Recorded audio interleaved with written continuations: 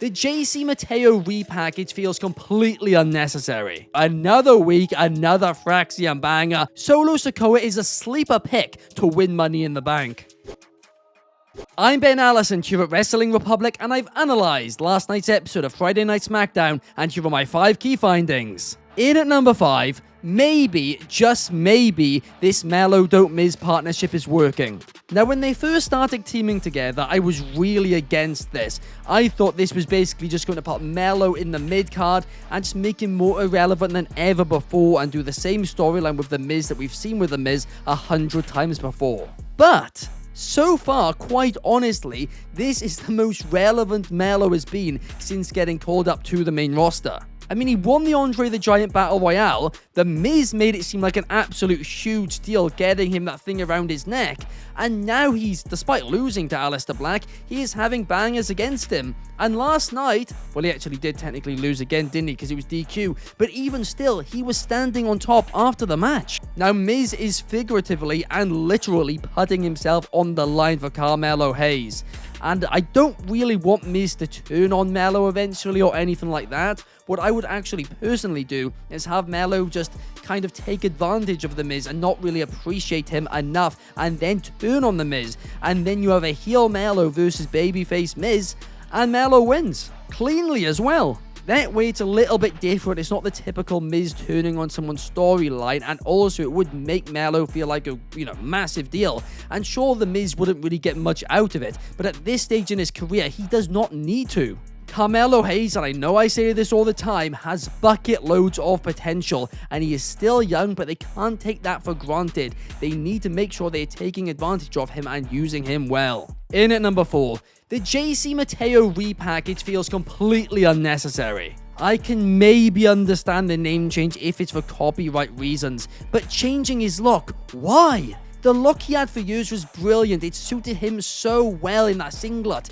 and I'm not entirely sure what the point in changing it was, because it would have worked completely fine in the faction with that attire, with that look. It doesn't change anything.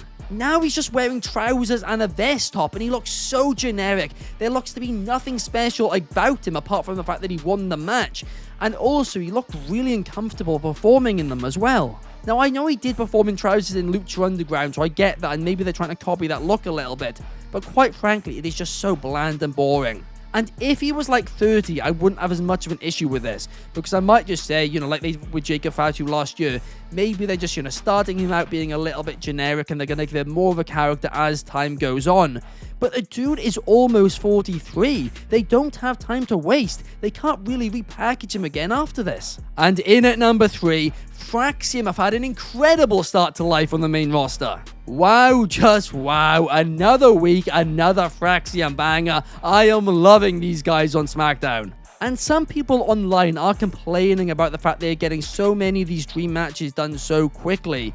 But to be honest with you, I do understand it, because when Fraxium debuted on the main roster, the crowd, well, they weren't really reacting for them. It was basically crickets. But as weeks and weeks have gone by and they've been having more and more bangers, the crowd has been getting louder and louder and louder as they can see how great they are in the ring. Now, I don't actually think there's a chance in hell that they are going to beat the Street Profits next week, but they don't need to, right? I'm sure somebody's going to take them out before the match or something like that, because the Street Profits mentioned that 100% thing as well. I think that was teasing that a little bit. But Fraxium have so long, right? They've got so many years ahead of them, but the fact that they are looking this important and this strong out of the gates is a fantastic sign. Now, before we get into the top 2 key findings and then your thoughts, I have a quick favor to ask, and that favor is that you guys leave a like, subscribe, and leave a comment on your thoughts on the show down below. Here at Wrestling Republic, we have multiple high-quality videos every single week, and in addition to that, we have a live daily stream every single day, as the name suggests, at 8 PM UK, 3 PM Eastern, and 12 PM Pacific over in the United States of America. I hope to see you guys there. In at number 2, Solo Sikoa is a sleeper pick to win Money in the Bank. Now, I'm not a fan of cash-ins on mid-card titles, but I genuinely could see Solo Sikoa winning Money in the Bank and then cashing in on Jacob Fatu.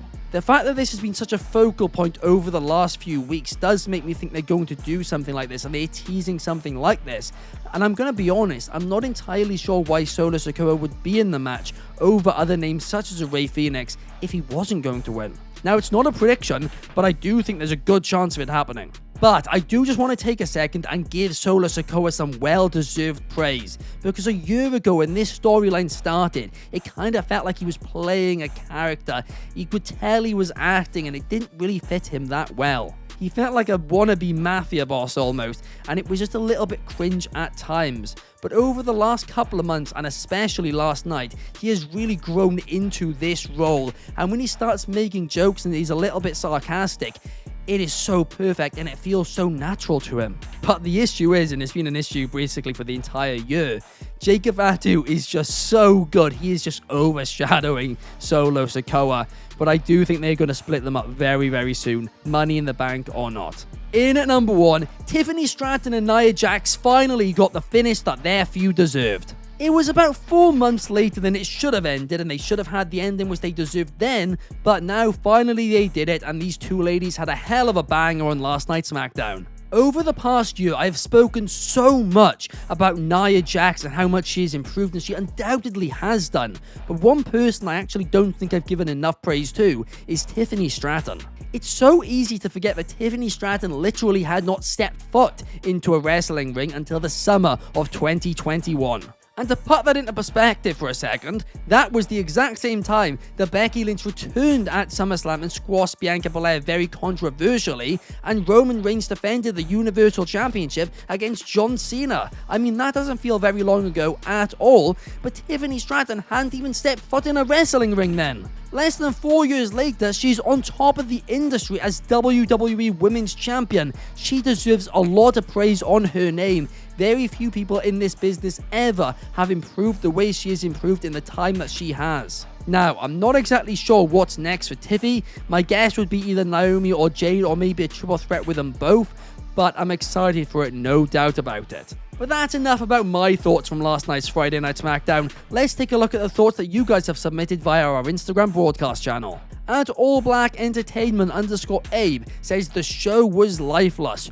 Wow, I mean, I would not go that far. I think there was a lot of positives about this show, but did it feel like it was missing some of the main eventers, some of the big stars? I do agree. Up next, Jose99, and he sends in saying the highs of the show was the R-Truth interview. That was brilliant. I really like that with Wade Barrett. Very, very funny, but also serious as well. I said it last week, but I'll say it again now. John Cena R-Truth Saturday night's main event are one-off. It's going to be so fun. But Tiffy versus Nia was another high according to him. Julia being on SmackDown, it explains the Roxanne split, but the lows is 3 hours is just too long. And honestly, I agree with you.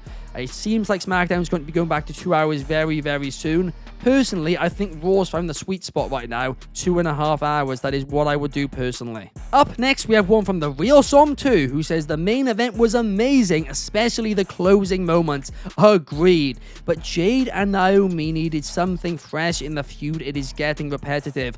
I do agree, but I do think that something fresh is going to be their involvement in the Money in the Bank ladder match. Meanwhile, Hayes.Sandy, well, he's just not watching SmackDown at all, and quite a few viewers actually wrote in saying this, and usually I wouldn't really show these ones, but the amount of people who are saying they're not watching SmackDown, or 3-hour SmackDowns are too long and therefore they don't have the time to watch, I mean, it is a very interesting point that maybe WWE should make note of.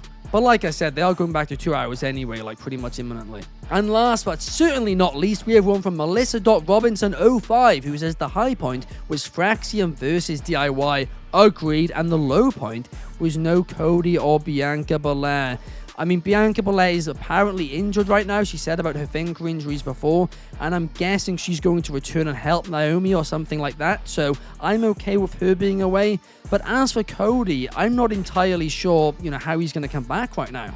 Maybe Saturday night's main event, but at the same time, he has put in an absolute shift over the last couple of years, so he does deserve some well-deserved time off. But that does bring us to the end of the video, guys. I hope you enjoyed. If you did, make sure to hit the thumbs up button. And also, I think it's this way, check out some of our other videos here. And I will see you guys next time. Have a fantastic Saturday. Peace.